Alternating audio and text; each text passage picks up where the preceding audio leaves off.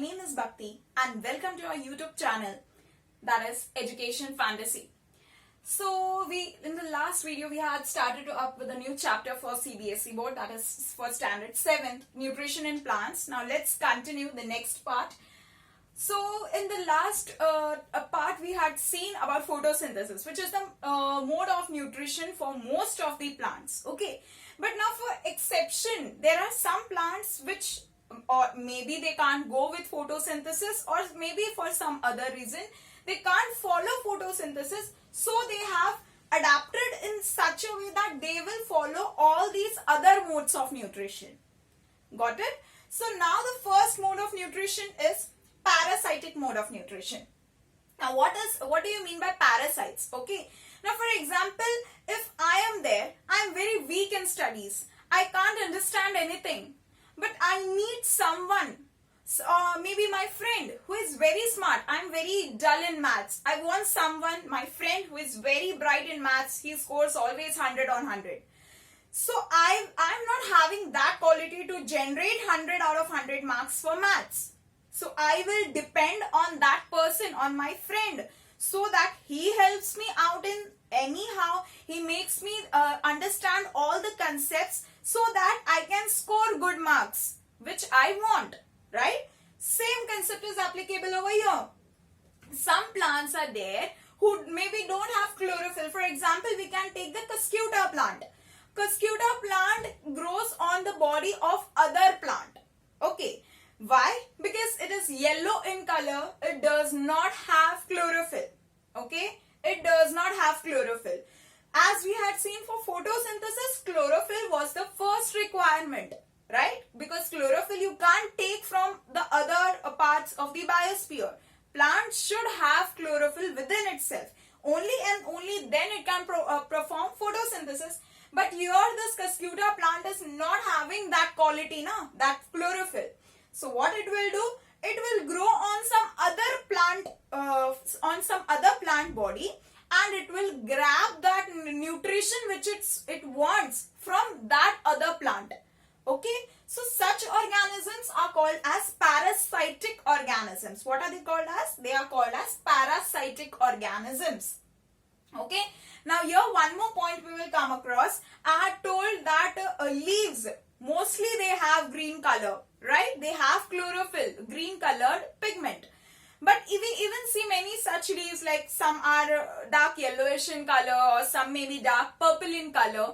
Okay, so they are not performing photosynthesis. This may be a question.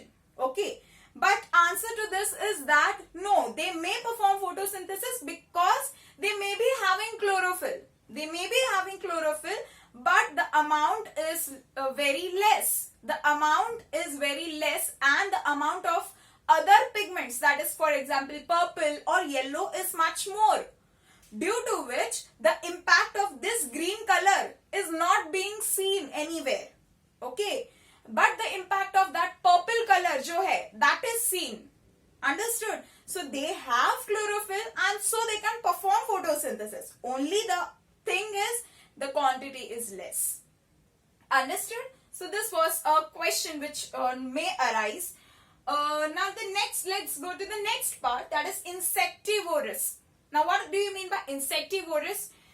It's very simple to understand. From the name itself you can come to know that the plants will feed on insects, right? Example over here is the pitcher plant. Now see, the pitcher plant is very attractive. If you see anywhere, if you search on Google, you can get the photos of pitcher plant. It's very beautiful, you know, and even it has chlorophyll. Okay, let me clear. It has chlorophyll, but it's very beautiful. Why is it very beautiful?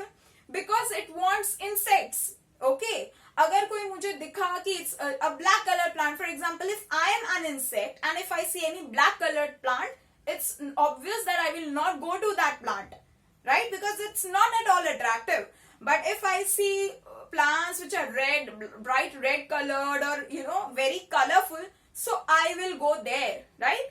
So this plant is there. That is why that plant is so much beautiful, so that it can attract insects.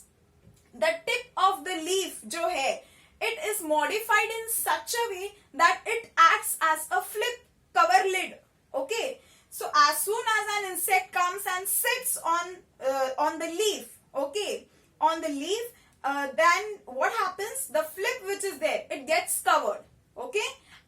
then inside some digestive juices are released, due to which the insect gets digested. Okay, so this is insectivorous. Why? Because it is not preparing its own food. It is depending on insects to fulfill its nutrition. Understood? Now one more part over here is that why is pitcher plant insectivorous? Because it is green, right?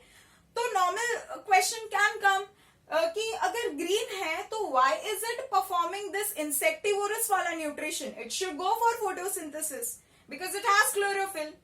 Yes, it has chlorophyll, but what is the main part over here is it does not have nitrogen with itself.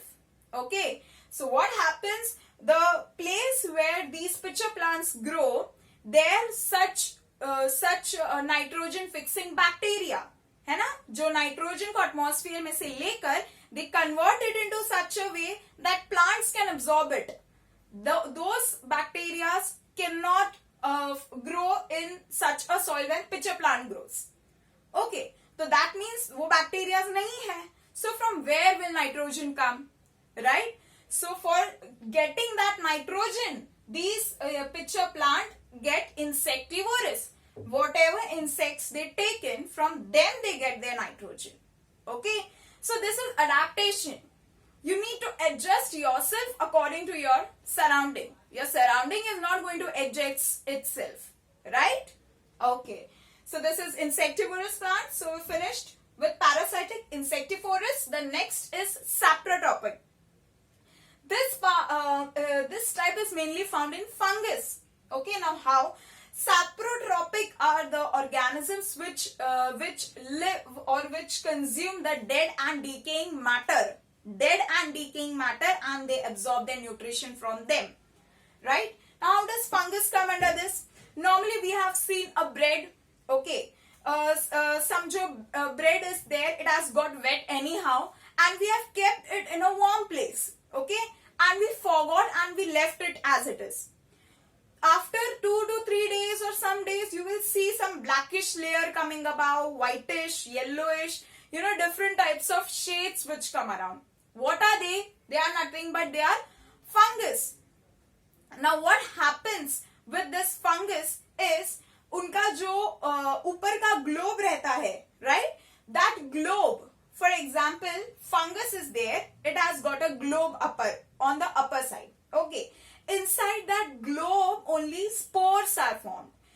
What are spores? For very simple understanding, you can take it as seed in simple terms. Okay, ये seed या फिर ये spore जहां पर भी जाके गिरेगा वहां पर और एक fungus grow हो जाएगा, right? So all these spores, when this bursts open, these spores or these seeds will go and they will fly in the atmosphere. Okay. So normally जो ऐसे spores रहते हैं वो atmosphere में बहुत सारे रहते हैं, okay, and when they find a suitable condition, warm and humid climate, or they see something wet, okay, then they will come and they sit over this bread, a piece of bread which is found by them, okay, and they will start growing over there. Whatever grows over there is called as fungus. Okay, that means these saprotropic organisms are not making their food themselves. They are depending on other organisms, right, for their nutrition. So all these three types will come under which mode of nutrition? Heterotrophic mode of nutrition. Why? Because they are depending on other organisms to prepare their food. Understood? So for this time we can keep it till here.